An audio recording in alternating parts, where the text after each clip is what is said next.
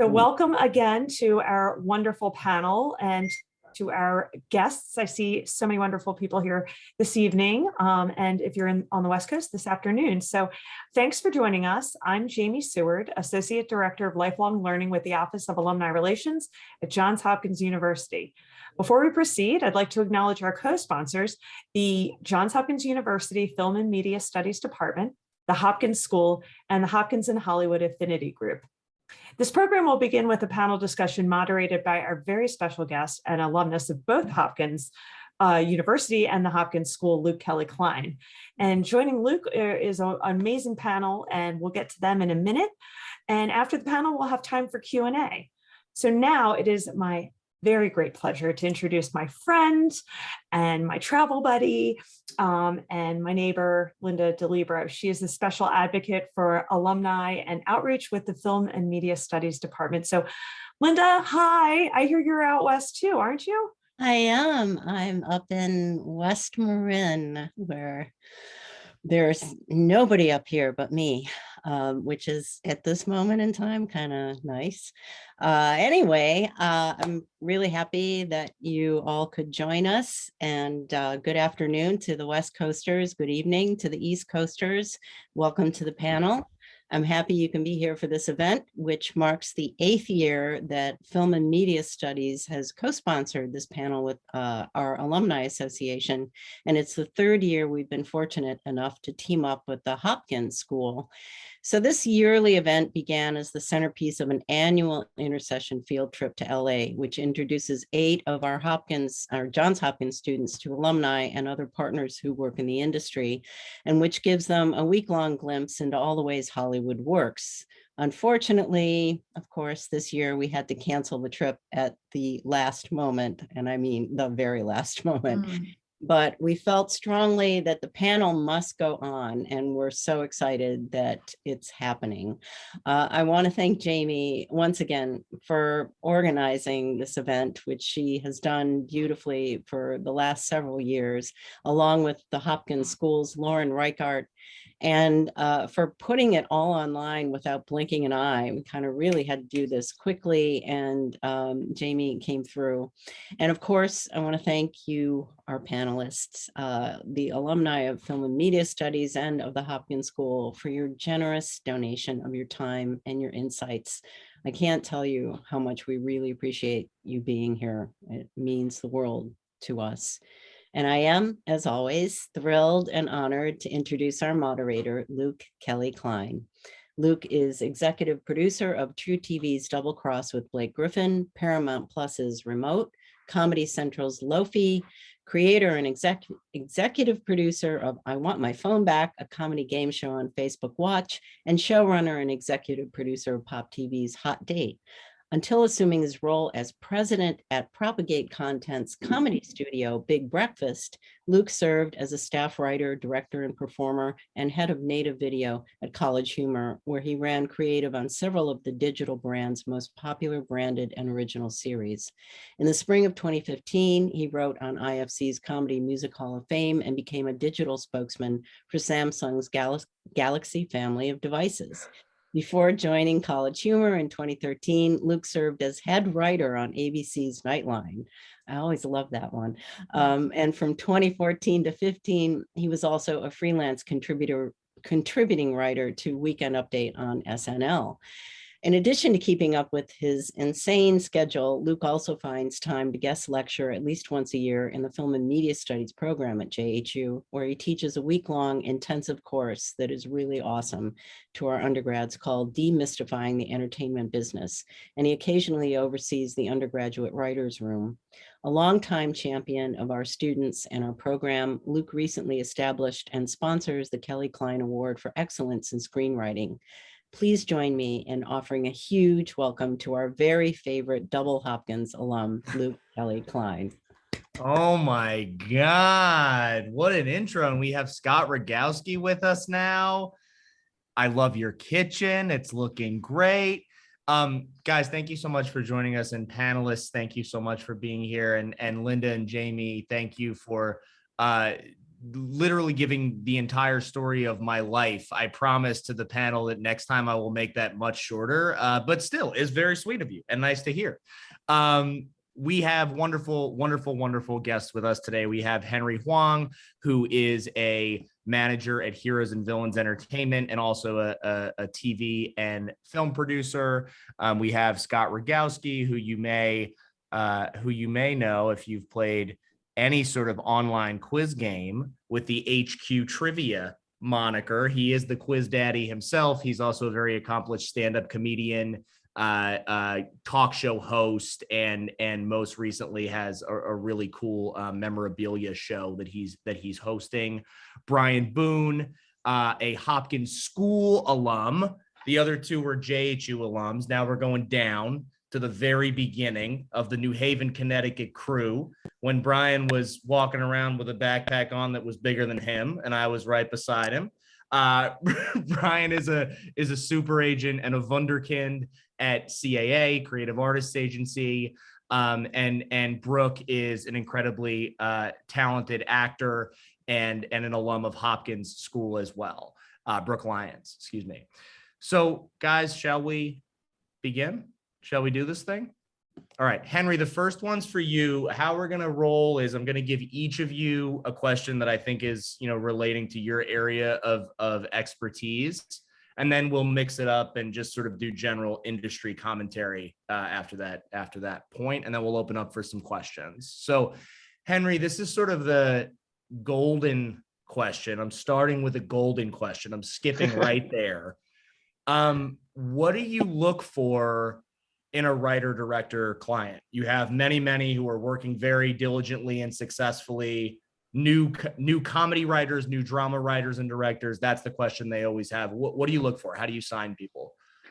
Of course, I expected this question. I feel like this is the question that every writer, every literary manager gets. And to be honest, it's kind of a hard thing to kind of quantify. Like, I think all of the typical cliches hold true, like have something to say, bring a unique perspective. For me, it's all about what is on the page. I usually a lot of times respond to stories that are familiar, but bring a new perspective, something that I just had not seen before. And so I think those are the things that definitely hold true. And then beyond that, I think it's got to be someone who has a similar work ethic as I do. Like, I want someone who's prolific. I think, the thing that we see far too often are writers who don't write, which I know seems strange, but it happens all the time. Writing is very much, while there is natural ability that comes with it, it's very much a craft and a muscle, and you have to keep working at it. So I want someone who will be working as diligently as I am to get them and build their career. Yeah, it's a great answer. When I first started, the advice that was given to me by a former panelist, actually, Nikki Weinstock, said the exact same thing, Henry. He was like, cool, you're working in banking right now. You want to not be doing that? The thing to do is not to be pitching me ideas off of your little piece of loose leaf, but actually go make stuff, right? Go make sketches, Go write scripts. So I think that is the sort of, it sounds very first thought, but it's the silver bullet is if you want to be a creative, you have to create, right? So let's say that somebody does create and they have, a couple of pilot scripts that they've diligently edited and they've had people read them and they're really punched up. Then what? How do you, if you don't know somebody in the business, how do I as a writer get hooked up with you as a manager? Do you take cold submissions? For sure. On occasion, I do, because as I said before, it's always about what's on the page. So if something grabs my attention even on a log line, I could take a shot. But one thing I would actually even say before that is, I think one thing that I see far too often with young writers and directors is that there is this rush to get representation. I think that there is a lot of people who want to get representation just for the sake of getting representation, as opposed to looking at their career trajectory and making sure they are ready for representation, making sure they are working at their craft and getting that material in front of someone to read and consider, making sure that is the best representation of them them as a writer and an artist.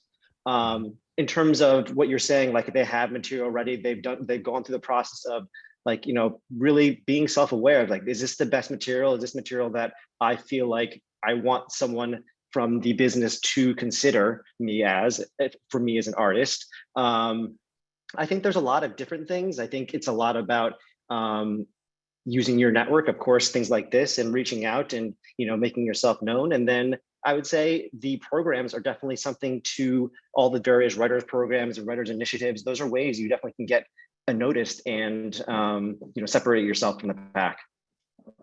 Great. Thank you, Henry. You're off the hot seat for now. I'm coming back quickly, coming back with a fierceness. So don't get too comfortable. All right, Brooke, you're up next. Talk about, give us a little bit of a background on how you broke into acting, when you knew you wanted to start, in that field, if it started at Hopkins school or after, or maybe before.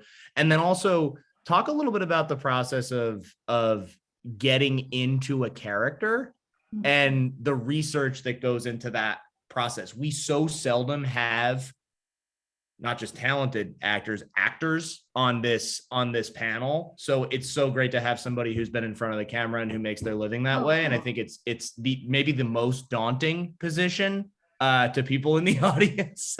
It's my mute is off, right? Yeah, you're unmuted. Yeah. Professional. Yeah, it's funny that you say that about being an actor and being on here, because definitely, like, I went to Hopkins and then I went to Yale, and then I was like, I'm gonna be an actor, and everybody was like, why? Like, why would you wait? Literally, I'd be at like a Christmas party with my parents and my family friends, like all the grown-ups that I grew up with or whatever when I was home, and they'd be like, why would you do that? Why would you waste your education? Like, literally say that. And I was like, I don't know, dude, why are you a doctor? Like, so it was perhaps an unorthodox choice. But yeah, I was not an actor to begin with. At Hopkins back in the day, I was a serious girl and a scholarly girl and a ballet dancer, a very serious ballet dancer. I thought actors were, too showy, talked too much. I was like, calm down, like, didn't like it. Then went to college, but I was like, I'm gonna be a dancer. This is what I'm gonna do. And then had a scoliosis, so had to have a spine surgery. Couldn't be a dancer. I have a full spinal fusion. So after freshman year at Yale, I was like, well, damn, my whole plan went out the window. I'm so sad. I'm crestfallen. I can't dance. What am I gonna do? You're there. People do theater. You signed up. I signed up because I missed performing. And like, that was it. Like, I fell, can I swear on this? Ass backwards into doing it. I signed up for a play and was like, just shaking because I was like, this is just one of those leaps of faith that you take. And it was just like this addictive thing that happened. I still feel it today. It's like, now it's on camera, but between action and cut, you are so present. It's like this transcendent thing where you're not yourself. You're not worried about the laundry, the bank account, the people, you inhabit this other realm. And I was like, oh, that's it. I'm done. So that's how I got started in college, which was kind of a late start. I definitely felt that when I graduated, coming here, whatever, 22, 23 to LA with my one-way ticket, never having been here. I was like, this is a late start, particularly as a woman in Hollywood. People know what they're doing. I didn't know what anything was, didn't know what an agent was. And that was back in the day where we didn't have social media, we didn't have Instagram, any of these things. So the accessibility was quite different. We would like leaf through Backstage magazine. It was very analog. So yeah, it's been a slow burn, but a good one. And here I am all these years later, still here. Maybe frozen, guys. Hold on. Oh, Luke, are you frozen? Hello? He has such a sort of calm, resting, face. Really? Oh, Just Luke, you're back. He's just very focused. You were frozen, Luke, but you're back. you're back. Thanks, Brian. I Oh think no, he's frozen again, and he has such a pleasant frozen face. Such a good face. Such a good face, and such a calming presence. It's Jamie again.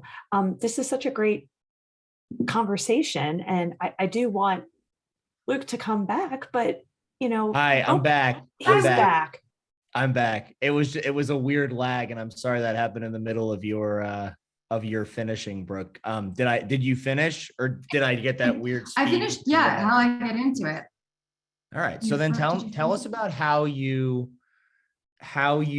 champion terrible Silver Lake internet, which is what I'm dealing with at this very moment. No, tell us about how you do dial in, like, to your character, and in that moment that you talk about, right? That like the element of the craft of between action and cut. Not everybody can do that, not even close. That's why there are so many awful actors. So talk to us about that piece of things. For me, it is, it's interesting because I came up in theater a little bit in college. That was my foundation. So you had to dig deep, do the research, know your stuff. Whereas I think that there is in the TV space, certainly an aspect of like, you can, when you're young, especially, you can ride out the waves, like based on essence a little bit, where you're like, I'm young, I'm hot, let me say the words. And that can work in some contexts if it's an essence match. Like flash in the pan is easy here. There's a lot of content, there's a lot of opportunity, but I do think to truly build a career and to have longevity, you do need to like dial in and work on the craft and truly do your homework and always be improving. And for me, that always goes back to, like Henry said, the script. The script is my roadmap to everything. As an actor, I got nothing with no script. So I get the script first. And the words on the page are all I have to go on. And so I first start character-based, right? In any context, whether it's TV, film, whether it's drama, comedy, multicam, single cam, who is this person? What's their backstory? What are they doing? Why are they doing what they're doing? What's happening to them? Why? How do they walk into a room? What are other people saying about them when they're not there? A lot of people like to just read their scenes. I like to read everything I can get my hands on, because it's like, what do we know about this person, their reputation? Glean every bit of information you can. And two things are my personal favorites. It's the listening and the physicality, because I think that although we place such a high premium on the script, as we should, what is it, like 96%, some high percentage of communication in real life is nonverbal, right? Like you're looking at me, I'm talking to you right now, but I'm like going like this and I'm having hand gestures. You can tell I'm Italian. And like, I look at the words as my roadmap to glean from that, like, how's this person listening when somebody else is talking? Are they interested? Are they judgmental? Are they skeptical? Are they guarded? How are you listening in the quiet moments? How do you carry your body? Are you kind of like apologizing? Are you like really taking up space? And because of my background as a dancer, my way in usually is quite physical. And I go from there. And the last thing, I can go on forever. No, this is really cool. The physicality is really, it's interesting. Yeah. And I think it's that, especially in comedy, you can almost hear the music of it. You guys are in comedy, so you can attest to that, but it's like, you can hear the rhythm of it. And as a dancer, I always like, it's just something musical that I feel, which is not helpful because that's like a very intangible thing to say.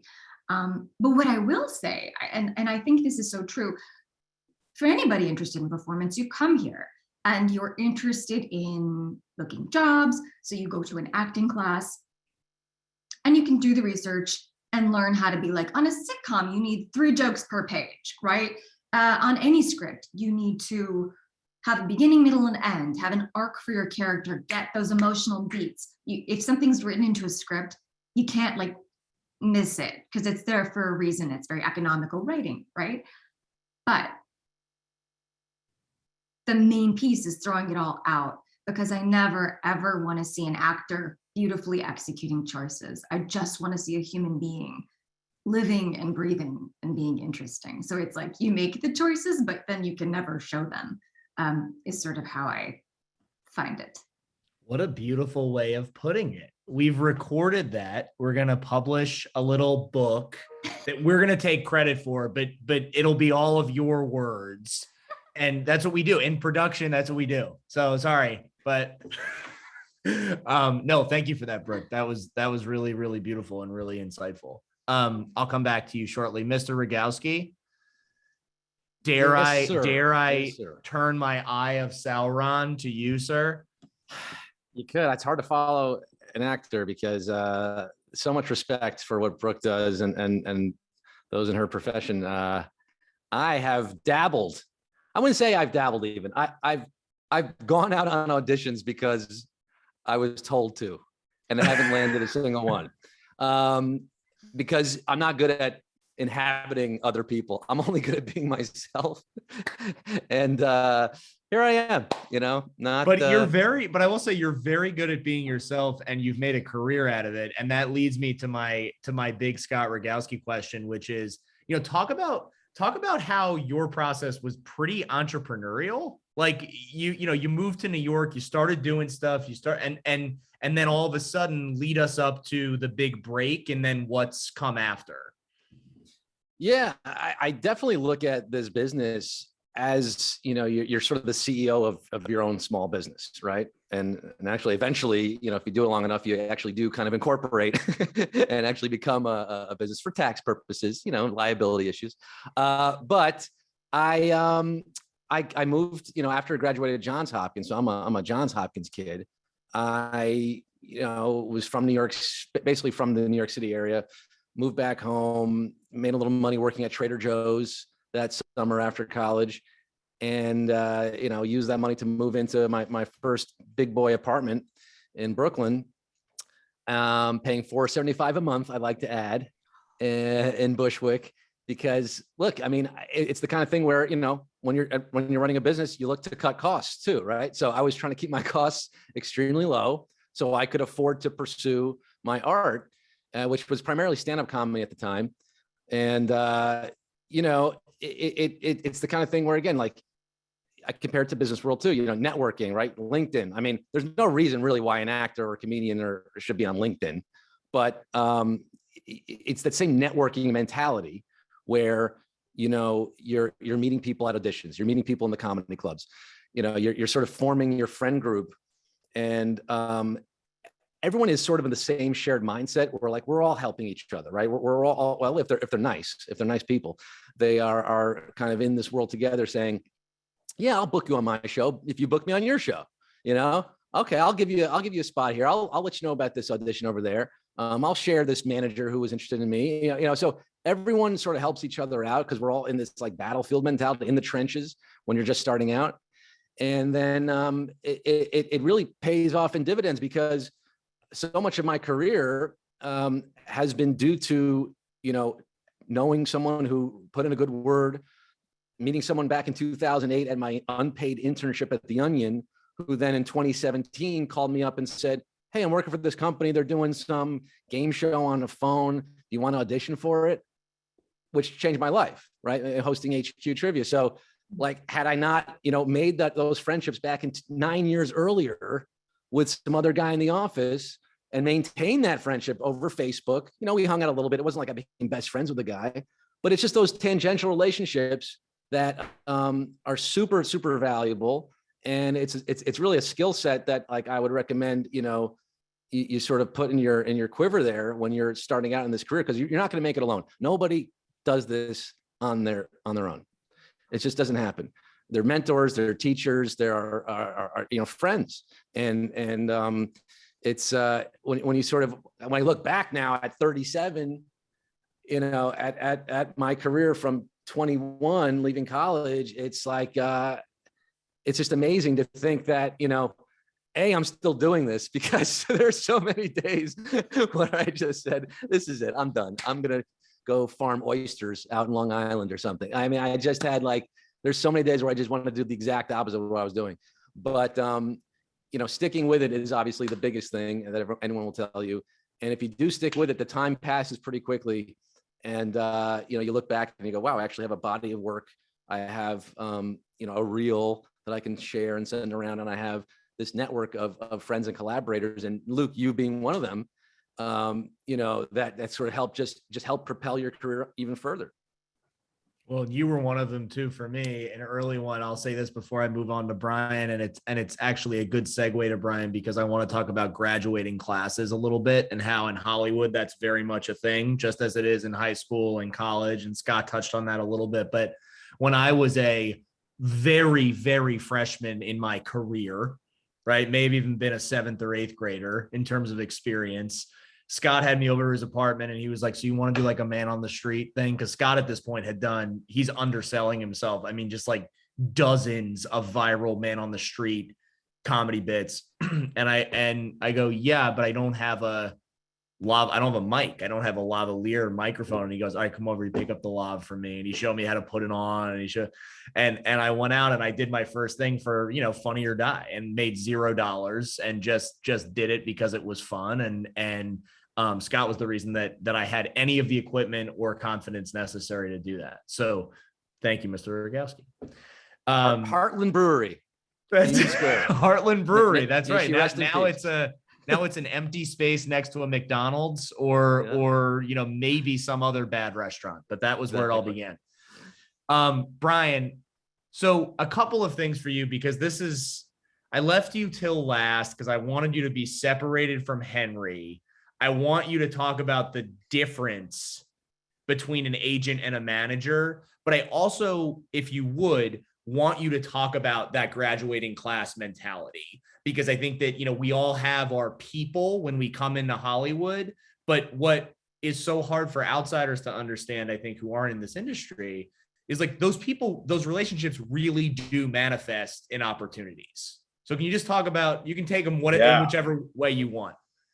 I will. I'll talk about the graduating class second, because Scott is spot on about, so many things that I sort of experienced respectively at an agency. But what is the difference between an agent and a manager? So I'll say this with a caveat, because Henry does something really, really important as a lit manager. But I'm a talent agent, and so I work with actors and actresses. The Brooks of the world that I'm lucky enough to represent. And my job is to get them film and television roles. That's what I'm doing day in, day out. I got a monitor right here, pitching my clients to casting directors and producers and directors and studios for jobs. I would say talent managers are a little bit more hand-holding. They will usually spot the client earlier in life from a short film or a tiny role in a television series or an acting live showcase or a play. Talent managers are usually around with them longer and kind of guiding them towards the bigger jobs. And then I would say when they get the bigger jobs, the agents who work at bigger agencies will then spot them and kind of take them and try to sell what they've done to get bigger and bigger jobs. But like Henry, as a lit manager, has a really important job, because you're crafting the scripts and really kind of hands-on, like almost being a producing partner in a way, which is a little bit different than a talent manager. Not to say you're a little bit more integral, but you're a little bit more integral. So if that was helpful. Thank you. You're selling yourself short, Brian, but Henry has a nice feather in his cap right now. We're never going to hear the end of it. So thank you. Thank you for that. Talk about the graduating class thing. I want the agency perspective is so unique in that way. Super interesting. And I would actually say it's an interesting, sort of interesting backdoor, actually, if you are, especially if you're like a writer, producer, and you guys feel free to disagree with me. So, I was in the mailroom with a bunch of people my year, and then are my age-ish or older. And then we would do desks, and that means working for bigger agents. I have an assistant now, which is insane because I still feel like I'm 19 years old. But and then we would work for agents, and that's kind of sort of school. That's how you kind of come up in the ranks. But a lot of those people, I was the weirdo who wanted to be an agent. By the way, Hope Hardup told me to do that. That was our Hopkins school drama teacher. I was the weirdo who wanted to be an agent. A lot of people wanted to be producers. They wanted to be the Scotts of the world. They wanted to be the Lukes of the world, the Henrys of the world. not as many actors, but still, that's a good way in too. And so, and then we would all come up together, and then a lot of the people, I think this is a good, sort of like a lot of people who want to be writers, let's say, they would go work for a lit agent who represented film writers or represented TV writers. And then at a certain point, when the time was right, let's say, I'm going to use an example. Let's say my boss represented Judd Apatow, and then Judd Apatow needed a new assistant. That agent assistant would put his hand up and be like, I'd love to be Judd's assistant, and, try to get that interview. And then all of a sudden, if that works out, then you're Judd Apatow's assistant. And now you're sort of in the area that you want to be.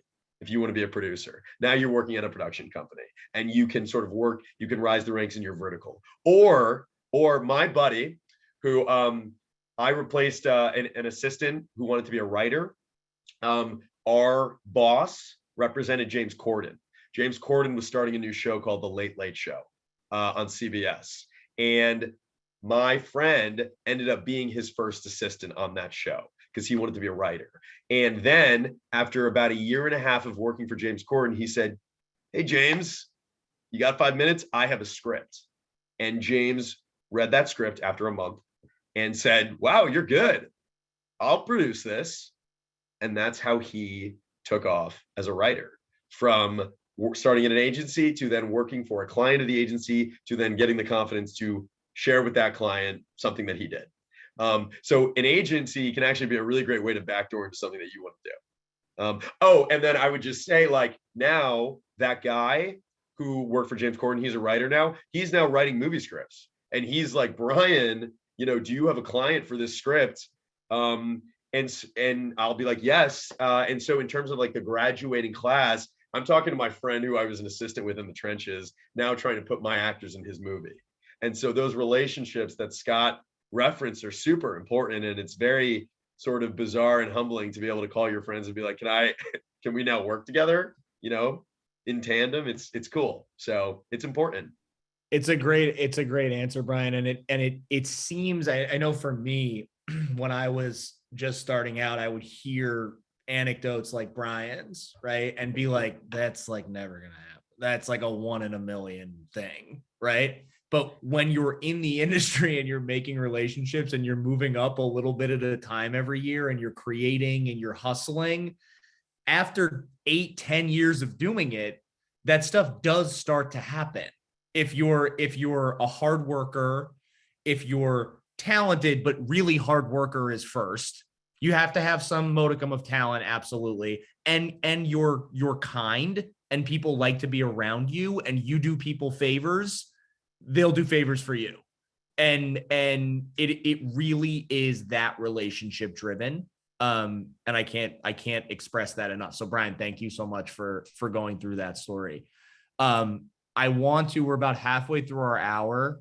So I want to throw out some questions for our little group here for the next 15, and then we'll go into Q&A where everybody can tell Henry that, he's the super manager, producer, and just all sort of go F ourselves. I'm kidding, Henry. I love you. I love you. I also love that Brooke was like, can I swear on this? Like it was like it was an NBC show. Can I swear on this? Hell.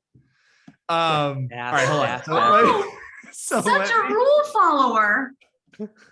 Well, you were a ballerina. I mean, like it's ingrained in you that sort of like, there's a process to everything. All right. So this is I think a good one. It's up for grabs. Anybody can have it or multiple people can have it. We all come from schools where, whether it's your parents or other people's parents or peers, are like, entertainment is so risky. Do not do that. Like that is the worst possible field you can be in. What do you say to members of our audience who, are in high school, are in college, or just starting their careers, who are nervous about embarking on this path? Who wants it? I'll take it first, just because I definitely faced this myself. Coming from a family of lawyers, both my parents lawyers, my grandfather, my uncles, pretty much I'm the first person not to go to law school from my family. Closing There a was deal with Scott is just hellish, by the way, because of it. Yeah, because I have to hire someone else. So, it was definitely kind of like, even just growing up, even before I got to college, like, I had a future lawyer onesie in the crib. Like, it was just sort of something that I assumed I was going to do. When I got into Hopkins, I really only went there because it was the best school I got into. And I was poli-sci. I declared poli-sci because that's what my dad did. And I assume that's what I'll do before I go to law school, And then I took this class at Hopkins, it turns out, this stand-up comedy class. It was like a 2-credit, intersession, winter session class. And that gave me the bug, right? Like I had to do stand-up comedy as part of the class to get my credits. So my final project was performing in front of like 300 strangers, first time on stage really doing comedy. And it was a great success. And I just kind of like fell in love with it. So completely shifted my career at that point, sophomore year. And I actually wanted to drop out of Hopkins. I was so taken by it. And it's part of my personality too. I sort of just latch onto things very quickly and get very passionate and impulsive. So I was saying, I'll drop out. I want to move to the city, all this, alternative underground comedy scene was happening there. And it just felt very present and I needed to be there. And I definitely got, talked out of that by the lawyers and the family. My Uncle Alan specifically, he was like, listen, you can always fall back on your degree. So like, just get your degree, finish up. We'll support you. It almost helped to kind of be that kind of crazy about things. Like, I'm threatening to drop out of college, because then it was like, okay, now the bare minimum is just finish college and you can do whatever the hell you want. And then, thinking you'll have your degree to fall back on, and yeah, you'll go to law school when you're 25. You'll just put it off a little bit, right? But I did sort of give myself certain deadlines because I was very aware of that. My parents were giving me the freedom to pursue my dream. In the back of my mind, I was like, listen, if I don't get on TV by 25, maybe I'll reconsider. I gave myself some milestones because I think it is healthy to do that. And look, the bottom line is, I think I can speak for all of us here. I know, and we got Yale and Princeton, and Hopkins is a nice private school. Johns Hopkins, these are expensive schools. I assume most of us come from, decent backgrounds and have parents who, can afford to send us to these schools, and we're very grateful for it. So that it almost gives us a leg up, frankly, because, we're not having to, get that degree and then immediately start earning a living to support, to pay off debt maybe, or pay off bills. Like, everyone's situation is different, but I'm just generalizing about our specific background here. So, there is a bit of that freedom as well, that I think if you do want to pursue this, and if you're in this webinar, I assume you're interested, don't take that for granted, and really respect the fact that your parents, are supporting you, and giving you that freedom, because it is a privilege. It's an extreme privilege to sort of do this, because a lot of people, then you go into it and you meet people who are living paycheck to paycheck, working in a temp factory, a temp office or somewhere, living, in squalor practically, because they don't have the same background that we did. And you get thrown together in that mix, and you want to just respect the fact that, like, you want to treat yourself like that. You have that mindset where this is everything, because that's how everyone else is treating it. And if you don't treat it like this is everything to me, you probably won't succeed in it. If you kind of get lazy and say, well, I can always work for my dad, I can always do something else, you'll probably end up working for your dad, which is fine too. Look, everyone takes their own path, but the truth of the matter is, if we're all in here for this reason, where we want to get into production, film, writing, acting, these are jobs that don't pay very well out the gate. I was making negative money some years because I was buying film equipment and writing things off, so like, you're going to be taking unpaid production internships. You're going to be going out for gigs and not landing many of them. So it is a struggle. And just again, I would just say, like, appreciate where you're coming from, and really use that as fuel to succeed. It's a good answer. Brian, you were going to say something. I saw your hand go up.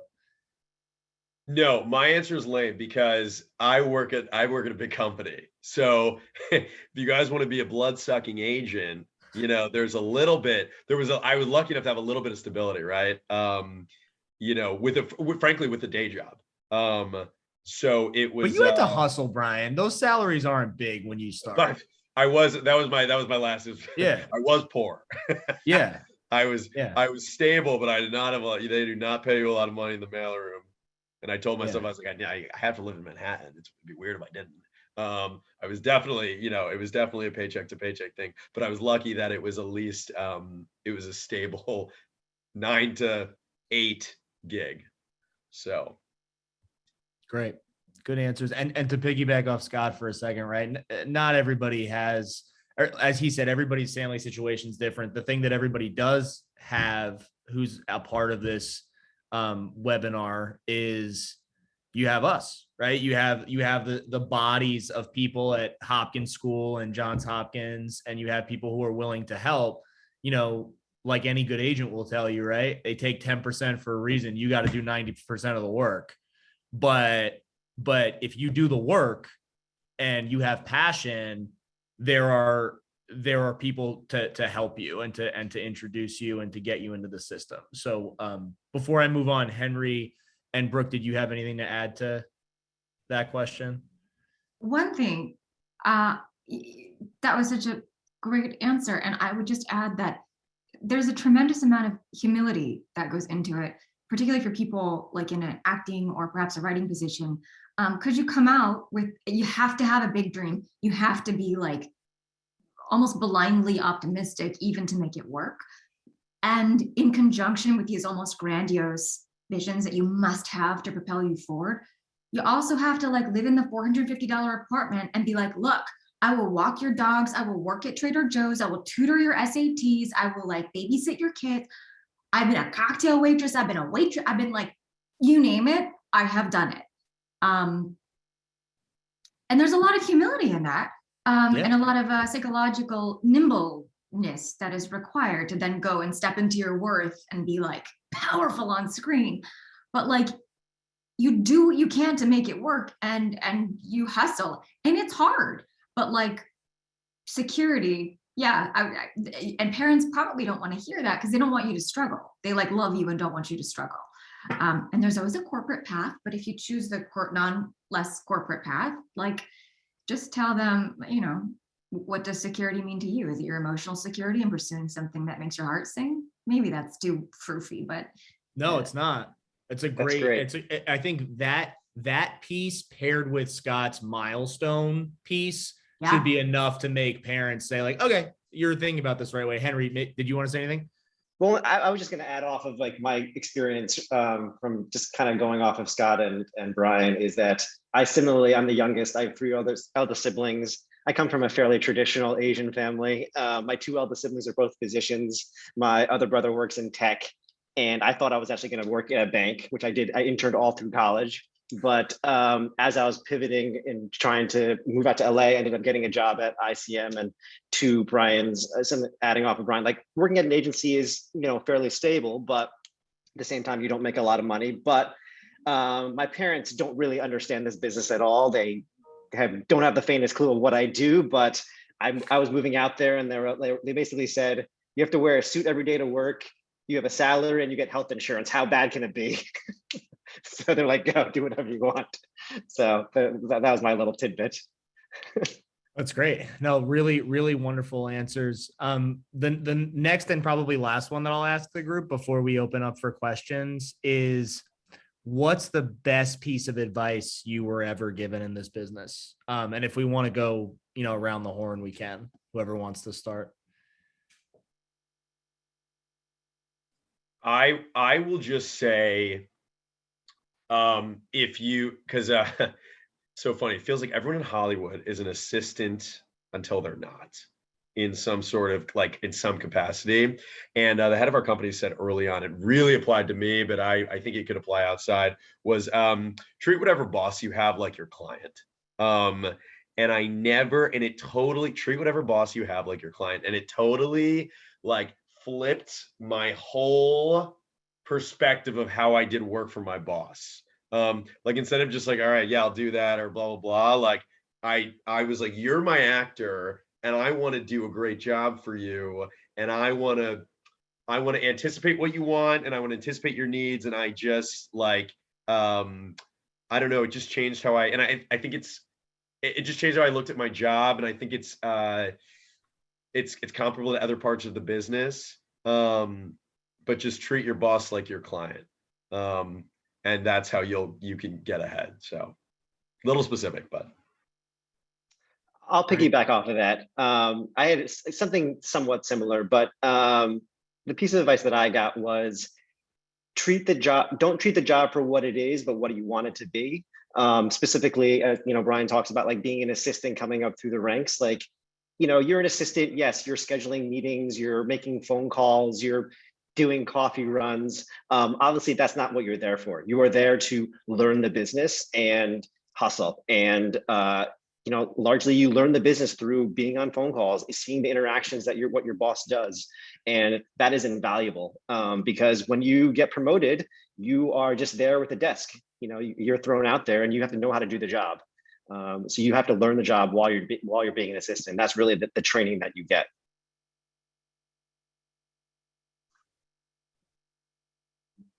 I guess the biggest piece of advice I've received, and it's really simple, but it just rings true. Do it. Do the damn thing. Henry, you alluded to it earlier. You said a lot of writers don't write. I mean, if you want to be a writer, write. If you want to be an actor, go to classes, go to auditions. If you want to be a comedian, go to open mics. If you want to be work in production, find the internship. I found an internship. My very first, gig in the industry was an unpaid production internship. I was picking up trash around the set, whatever. I met people, you saw how things worked. You got to eat with the actors and like just saw how, you need to start somewhere. And had I not started there, who knows? I mean, you've got to just do it and keep doing it.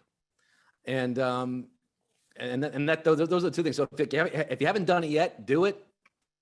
If you're doing it, keep doing it.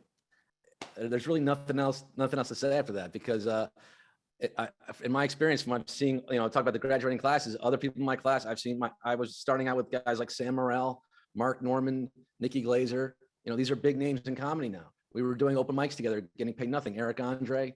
And then there are people that you're not going to hear about because they stopped. That's it. That's the reason you're not hearing about their names the way you're hearing about others is because they just gave up at some point. And I hope they're happy doing whatever they're doing now, but keep doing it if you want to do it. Entertainment is a war of attrition for sure. This business absolutely is. Anyway, Brooke, go ahead. I didn't mean to I was literally going to say the same. I stole your thunder. You didn't steal my thunder. Say my lines. No, it's that. It's exactly that. It's a war of attrition. And it's sort of like, if you're going to write. If you're going to act. Oh, I didn't get a job. I can't act. Okay, go to a class. Or like, it's 2022. Make something. Make something every day. You're not going to say, I'm going to be a bodybuilder, and then go talking to everybody about how you're going to be a bodybuilder. I don't want to hear that. I want you to go to the gym every day and see your muscles growing and actually do the thing. So I think that's such wonderful advice. And I do think it is a game of attrition whereby, listen, this is like a flashy, glitzy, new is the favorite flavor kind of place. And that is seductive. And you come here, and ultimately, I don't think it's about being the best or the smartest or the best looking or the most talented. It's stay working hard and stay here and keep doing it. And what I was going to add, I think somebody said it before, is so simple. Be kind. Don't be an asshole. Because that's it, especially if it is a game of attrition. It is a small town, and it's very easy at success, right? Brings out the best and the worst in people. And money does, and this whole game does. And it's just keep your head on straight, remember what you came here to do, and be a nice human to the PA whose first job it is. Treat them the way you treat the showrunner, because they are both human beings. Full stop. Absolutely right. And the PA will probably in 16 or 18 years, when your career is on the downslope, be the showrunner. So 100. And they'll never forget when you were rude. Happens all the time. Never. No. Yeah. So, and there's that idea of, and then we'll open it up to questions. There's that idea of first fame, right? And everybody experiences it if they're in this industry for long enough in whatever their field is. But if it's Henry, he develops a great movie that then gets sold, or if it's Brian, he signs a huge talent that's a money machine, or if it's Scott, he has an overnight, overwhelming success. Same with Brooke on screen. But if you don't calibrate those successes and say like, cool, well, this is a job and I'm really happy. It's like getting a promotion, but now I gotta work towards the next thing, right? That's where people get thrown off course. And ultimately at the end of the day, it's a job that we love, but it is a job. It's not your entire identity, So with that, let's open up for a little bit of Q&A. We have about 8 or 10 minutes left. Some folks are putting things in the chat. There's one that's addressed to me, but I think all of us can speak to it, which is, do you have recommendations on the best way to get in front of the right people with a finished comedy screenplay for TV or film? And then in addition to that is, can you go directly to a director or a talent if you're not represented, or do you have to go through the person's agent? I will take the first piece maybe, and then Henry and Brian, maybe you could take the second piece and obviously add on to the first piece as well. The best way to get in front of the right person, before you even think about doing that, make sure that your script has been read and vetted by really trusted readers. Go take a sketch comedy class or 10 and make sure your teacher has credits that included some work in TV or film, and have them read and give you notes, and have the people in your class read and give you notes, and then have people who are outside of the business entirely, right, and don't know how to read a script read and give you notes on the storyline and what they're seeing as a layman. Make sure that it's right before you expose it to the town, because once it's out there, and it's really hard to claw back and say, no, actually I meant to make this change, right? It gets really, really difficult to do that. So, that's the first thing. And then, the second piece of it becomes, okay, well, how do you go about getting it to the director you've identified or the actor you identified? The first step I would say is actually especially as a young writer, to go find a production company who does the kinds of movies or TV shows that you're looking at. Look at the favorite shows that you're basing your work off of tonally. Get an IMDb Pro account and see who's producing those shows. And then, you can write a cold email to that production company and see if they'll take a submission. There's another question down in the chain, which is, okay, well, but what if they won't take an unsolicited submission? So I want to pass that piece to Henry and or Brian, as well as the can you go directly to actors and directors piece of things if you're not represented. The short answer is it's hard. I think most actors and directors have various gatekeepers that are going to keep it from directly going to them. But I guess it probably goes back to what I had said originally, is like, use your network, find ways to get it read by the gatekeepers or the people connected to it, and kind of have it move through the kind of chain. That's probably the easiest way to put it. I don't know if Brian, you have anything else to add. No, it is hard. Let's just be honest. It is hard. Because there's a lot of people in this town, and chances are I have 20 things to read from Henry and Luke that are vetted, frankly, because I trust their taste, that I need to read for my clients. So then you get the unsolicited submissions. You're just like, I don't have time for this a lot. So I thought what Luke and what you said, Henry, was really spot on. Yeah, and then yeah. Go ahead, Brian. No. It's a needle in a haystack, but someone's out there, ready to. Someone's out there. It's about casting a wide net, and it's also about doing the thing of before you go and try to cast or package your movie, and that's what we call it when you put other auspices in place, whether they be a director or a producer or a talent, an on-camera talent. Try to go get a manager's attention. Get somebody's attention like Henry, who can develop your script and develop your career a little bit. Make sure it's good, really good. You don't want to submit crap, but that's the beauty, especially on the lit side and similarly on the talent side. But of really great managers.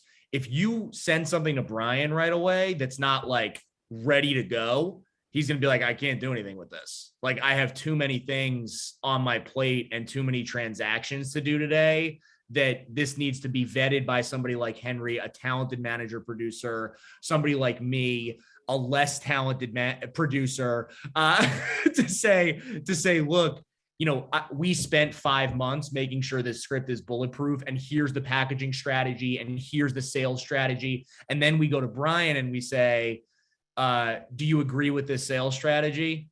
Because we need your help, right? And that's the life cycle of how that works. Anyway, somebody else said something in the chat. Let's see. I don't know, maybe just compliments. Is there anything else in the last 2 or 3 minutes before we wrap up, guys? I'll say to the room, put your questions in. We probably have time for 1 or 2 quick ones. Somebody said, hey, Hopkins school students, come to Johns Hopkins and study with the Film and Media Studies department. I wonder who said that. Linda. Oh, Jamie said it. Yeah. By the way, shout out Linda. Here's one. Oh, do you have experience with participant media social issues? Yeah, Participant, to my knowledge, is a really great company. Somebody wrote Skoll Foundation. I don't know how. So same person, Catherine. Participants are really a powerhouse in TV and film both. Skoll, I know, is a social, not justice, but social entrepreneurship foundation. Jeff Skoll does amazing things. I don't know how those connect necessarily, but they might on a project. Oh, are they the same thing? Does he own them? Jeff Skoll, I guess, has an interest in Participant. See, you're teaching me things. That's amazing. I didn't know that. What your future plans look like. Oh, what in a cold email would get a lit manager's attention? Henry, you want to take that? That's a tough one. Something that is unique, that I think it's definitely a well-crafted log line. I will say there's a lot of stuff that I get when even I bother reading the log line. I'm like, this log line's not even ready to be shown to people. It's clear even through the log line that they don't have a full grasp of the story, I guess. So yeah. Yeah, good log line, and probably the thing. Here's the thing. There's a fine line between following up and being really, really, really obnoxious. We're all, and anybody in this business is super busy. And so it's like, we'll try our best to get back to you quickly, say, I'll take a look, give it a month, truthfully, before you're following up again. Because it's just the amount of stuff that we have to go through. The next one and the last one, I think, and then if people have questions after, maybe we can respond offline. But Brian, and really everybody, how did you market yourself to land your first position? They mentioned the mailroom, but it could be TV show, internship, whatever. Brian, do you want to start that one off? I was it sort of goes in line with what, Brooke and you said. I was super, super kind and outgoing. Not that was like a facade, but like, you'd be surprised. Like, I showed up to the mailroom. By the way, I loved the mailroom. I thought it was thrilling to get Sarah Jessica Parker smoothies in New York City. I was like, this is great. I was smiling all the time. I was asked people how their days were, but didn't get in their way too much. And I was just very happy to be there. And wherever you are, especially if you're not making a lot of money, it's super easy to not be happy to be there. And people can tell when you're a little over it and just kind of whatever. So put a smile on and be outgoing, and that'll reverberate. It really, really will. Cool. Well, that's, I just saw a quick question from London Davis.